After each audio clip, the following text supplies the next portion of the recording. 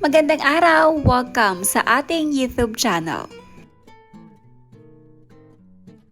Cuteness overload ang mga naging komento ng mga netizens nang mapanood ang lambingan ng mag-amang Luis Manzano at anak na si Baby Peanut.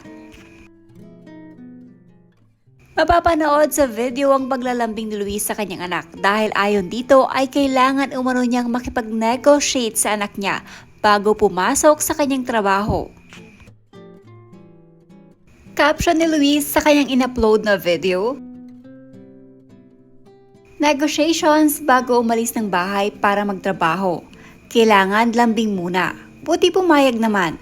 Pwede umalis basta lambing daw agad pag uwi. Marami din ang mga magulang ang nakarelate sa binahaging post ni Luis Manzano. Ayon sa mga ito ay mahirap daw talaga umalis ng bahay kapag nagkaanak na. Kung pwede nga lang wag na magtrabaho ay baka ginawa na umano nila ito. Samantala, tuwang-tuwa naman ang asawa ni Luis Manzano na si Jessie Mendiola sa lambingan ng kanyang mag-ama. Binahagi niya din ito sa kanyang social media. Ayon kay Jessie, "Woke up and checked the CCTV. This is what I saw." Narito naman ang ilan lamang sa naging komento sa post na ito ni Luis Manzano. Ayon sa isang netizen, "Swerte ni Peanut, she has a father like you, busog sa love and attention. She is so attentive as if she understands na."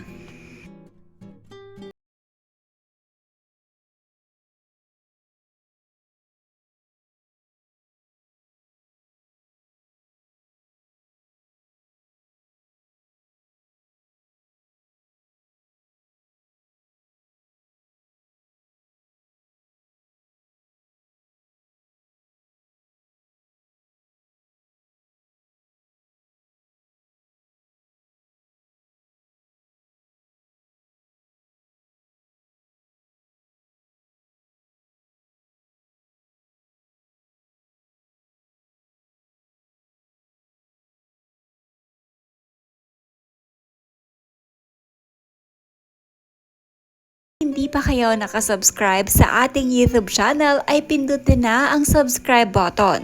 Maging ang notification bell para updated kayo sa ating mga panibago